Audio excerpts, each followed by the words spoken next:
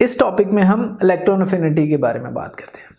इससे पहले ज़रा जो पिछला टॉपिक था इलेक्ट्रॉन आयनाइजेशन एनर्जी, उसको हमने क्या देखा था कि अगर किसी न्यूट्रल एटम में हम हीट दें, एनर्जी दें, तो उसका इलेक्ट्रॉन रिमूव कर सकते हैं। और जितनी एनर्जी हमें देनी पड़े इलेक्ट्रॉन रिमूव करने के लिए, उसे हमने कहा ये इसकी आयनाइजेशन एनर्जी है। इलेक्ट्रॉन अफिनिटी उसका उलट है, मतलब अगर एटम कोई इलेक्ट्रॉन गेन करता है तो जो एनर्जी वो रिलीज करेगा उसे हम इलेक्ट्रॉन अफिनिटी कहते हैं। ये सिंपलेस्ट वे में इसका कॉन्सेप्ट है। सिंपल आपने याद रखना है। जाहिर है हमने देखा कि इलेक्ट्रॉन रिमूव करने से पॉजिटिव आयन बना था, यानी कैटायन बना था। उसका उल्ट क्या होगा जब कोई इलेक्ट्रॉन गेन करेगा, और गेन करने का मतलब यह है कि वो जब गेन करेगा तो एनर्जी रिलीज करेगा, उसे इलेक्ट्रॉन अफिनिटी कहेंगे। डेफिनेशन देखते हैं। डेफिनेशन ये कहती है the electron affinity of an atom is the energy released when an electron adds to an atom.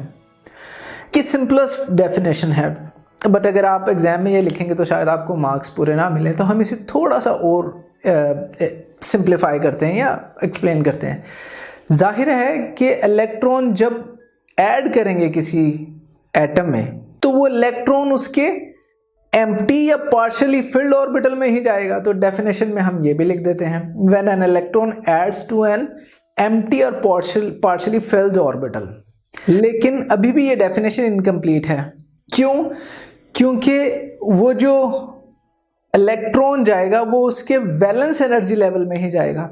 तो हम कह सकते हैं the electron affinity of an atom is the energy release when an electron adds to an empty और partially filled orbital in its valence energy level. लेकिन अभी भी definition incomplete है। टू फॉर्म एन एनाइन, जाहिर है जब वो electron add होगा तो एनाइन बनेगा, having a unit negative charge होना चाहिए उसका। तो ये इसकी सिंपल सी डेफिनेशन है। लेकिन अगर और इसको मैं सिंप्लीफाई करूं तो ये मेजर है अट्रैक्शन की, किसके लिए जो इलेक्ट्रॉन आना चाह रहा है किसी एटम के अंदर। तो न्यूक्लियस उस एक्स्ट्रा इलेक्ट्रॉन पे कितनी अफिनिटी का मतलब है अट्रैक्शन, ठीक है, सिंपली कितनी अट्रैक्शन रखता है। जितनी ज्यादा अट्रैक्शन रखेगा उतनी एनर्जी रिलीज करेगा, जितनी कम अट्रैक्शन रखेगा उतनी कम एनर्जी रिलीज करेगा। एग्जाम्पल देखते हैं। फ्लोरीन है हमारे पास, हमें मालूम है फ्लोरीन के वैलेंस शेल में 7 इलेक्ट्रॉन्स होते हैं, टोटल 9 है। अब ये जो इलेक्ट्रॉन आ रहा है, इस इलेक्ट्रॉन पर कितनी अट्रैक्शन है फ्लोरीन के न्यूक्लियस की, उतनी ही ज्यादा एनर्जी ये रिलीज करेगा सिंपली। तो इलेक्ट्रॉन आता है, इलेक्ट्रॉन आके इसमें बैठ जाता है और इसकी वजह से एनर्जी रिलीज हो जाती है, जिसे हम इलेक्ट्रॉन अफिनिटी कहते हैं। जिस तरह आयनाइजेशन पे हमने देखा था एनर्जी पे कि ये किन फैक्टर्स पे डिपेंड करती है, ऑलमोस्ट सेम फैक्टर्स हैं और ऑलमोस्ट सिमिलरली इलेक्ट्रॉन अफिनिटी भी डिपेंड करती है। First atomic radius of an atom, nuclear charge and shielding effect. One by one देखते हैं। ये मेरे पास एक एटम है जिसका साइज छोटा है, ये मेरे पास दूसरा एटम है जिसका साइज बड़ा है। अब अगर मैं इसमें एक इलेक्ट्रॉन ऐड करता हूं और इसमें भी एक इलेक्ट्रॉन ऐड करता हूं, तो ये जो इलेक्ट्रॉन ऐड हुआ ये कौन ज्यादा अट्रैक्शन देगा आने वाले इलेक्ट्रॉन को, यानी कौन ज्यादा इलेक्ट्रॉन अफिनिटी रखेगा आने वाले इलेक्ट्रॉन के लिए, जिसका साइज छोटा है क्योंकि उसका न्यूक्लियस उसके करीब है। ये भी रखेगा, लेकिन चूंकि उसका साइज बड़ा है, उसका न्यूक्लियस दूर है, तो उसकी अफिनिटी या अट्रैक्शन इनकमिंग इलेक्ट्रॉन पे कम होगी, यानी वो कम एनर्जी रिलीज करेगा जब वो उसमें आके ऐड होगा। नेक्स्ट ऑब्वियसली न्यूक्लियर चार्ज यानी प्रोटॉन नंबर। इसमें 3 प्रोटॉन्स हैं न्यूक्लियस में, इसके न्यूक्लियस में 6 प्रोटॉन्स हैं। इलेक्ट्रॉन हम 1 ऐड करते हैं। जब ऐड करेंगे तो ये ज्यादा फोर्स ऑफ अट्रैक्शन डालेगा इनकमिंग पे या ये ज्यादा डालेगा? ऑब्वियसली जिसमें 6 प्रोटॉन्स हैं वो आने वाले पे ज्यादा फोर्स ऑफ अट्रैक्शन यानी ज्यादा इलेक्ट्रॉन अफिनिटी रखेगा। तो हम कह सकते हैं इलेक्ट्रॉन अफिनिटी जो है वो डायरेक्टली प्रोपोर्शनल है न्यूक्लियर चार्ज के। अब नेक्स्ट फैक्टर है इलेक्ट्रॉन अफिनिटी का, शील्डिंग इफेक्ट का। हमने पिछले टॉपिक में देखा था, यहां पे भी देख लेते हैं कि शील्डिंग इफेक्ट क्या होता है। ये 2 इलेक्ट्रॉन्स हैं एंड इनके ऊपर न्यूक्लियस फोर्स ऑफ अट्रैक्शन डाल रहा है। अगर मैं इसका पाथ विजिबल कर दूं जिसमें ये जा रहा है तो वो ये रेडियस होगा जिसमें ये मूव कर रहा है। जैसे ही हम इसके अंदर एक नया इनर शेल इंट्रोड्यूस करते हैं तो क्या होता है, एक्सटर्नल इलेक्ट्रॉन्स के ऊपर न्यूक्लियस की फोर्स रिड्यूस हो जाती है। रिड्यूस होने का मतलब है वो न्यूक्लियस से दूर चले जाएंगे, क्योंकि अब उनके ऊपर जो फोर्स ऑफ अट्रैक्शन थी उसे इनर इलेक्ट्रॉन्स के शेल ने शील्ड कर दिया। दूर जाने का मतलब है कि वैलेंस शेल इंक्रीज कर गया, तो इसीलिए जो इनकमिंग इलेक्ट्रॉन होगा उसके ऊपर भी तो ये जो फोर्स ऑफ अट्रैक्शन न्यूक्लियस की है वो रिड्यूस हो जाएगी इस शील्डिंग की वजह से।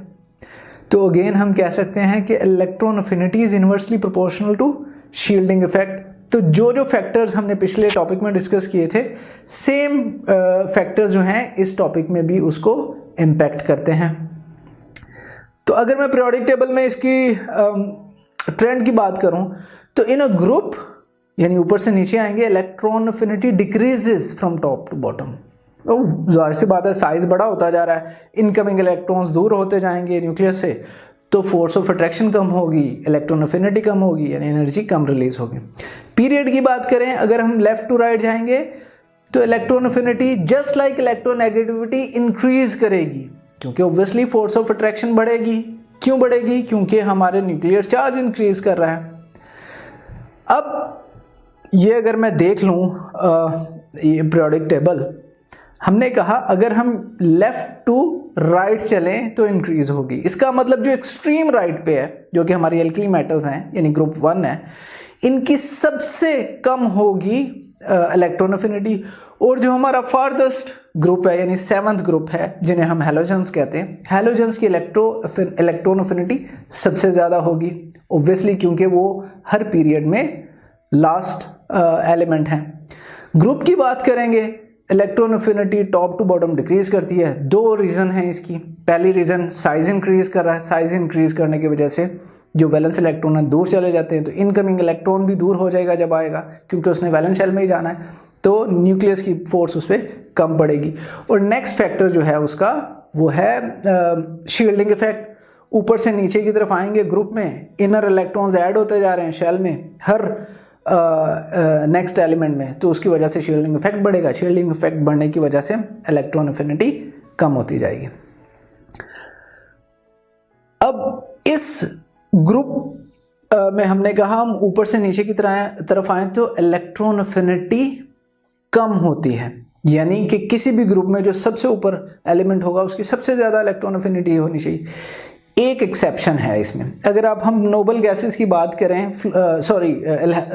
हैलोजेंस की बात करें, ग्रुप नंबर 7 की, जिसमें सबसे टॉप पे है फ्लोरीन और उसके बाद है क्लोरीन, तो हमारा रूल ये कह रहा है कि फ्लोरीन की सबसे ज़्यादा होनी चाहिए इलेक्ट्रॉन अफिनिटी, जबकि इसमें एक एक्सेप्शन है।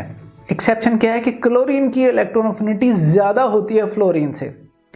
तो ये एक्सेप्शन क्यों है, इसको देखते हैं। अब अगेन हम वापस जाते हैं फ्लोरीन के स्ट्रक्चर पे। ये फ्लोरीन का स्ट्रक्चर है। ये जो इसके वैलेंस शेल में 7 इलेक्ट्रॉन्स हैं, ये साइज बहुत छोटा है फ्लोरीन का। साइज छोटा होने की वजह से ये सारे एक दूसरे के बहुत करीब हैं। बहुत करीब होने की वजह से इनके दरमियान में रिपल्शन बहुत ज़्यादा है। तो ये जब नेक्स्ट इलेक्ट्रॉन आता है तो ये सब उसके ऊपर एक फोर्स ऑफ रिपल्शन डालते हैं। इस फोर्स ऑफ रिपल्शन की वजह से ये जो न्यूक्लियस है इसकी फोर्स इसके ऊपर कम हो जाती है, यानी इलेक्ट्रॉन अफिनिटी फ्लोरीन की कम होती है कंपेयर टू क्लोरीन।